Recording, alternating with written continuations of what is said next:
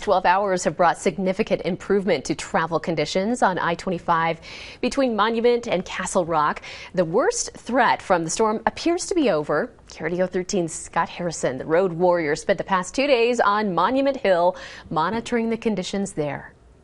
All three of the Monument area on and off ramps along I-25 have road closed arms on them that can be used to keep traffic off the highway in case of an emergency. However, as of early Friday afternoon, that emergency, because of the weather, didn't materialize. And at this point, it looks like an I-25 closure won't be needed.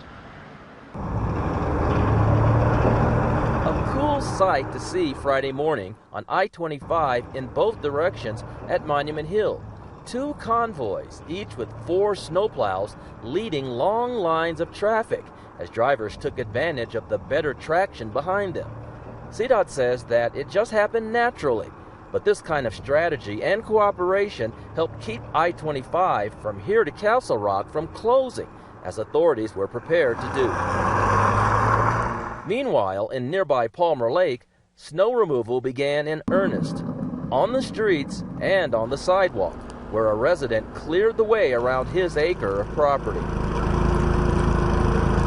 I would think about 2 feet yesterday and maybe 13, 14 inches overnight.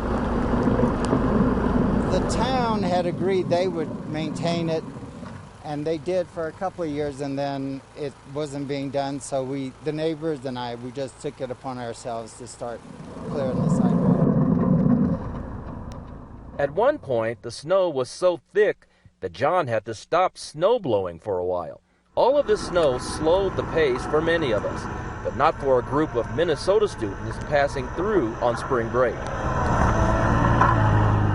We saw that it was going to hit like a few days before we left, but we weren't going to change our plans or anything. We knew we'd have to find a way around somehow. The drive today is supposed to be like 15 or 16 hours as opposed to like 11 if we could, go on I-70, I think.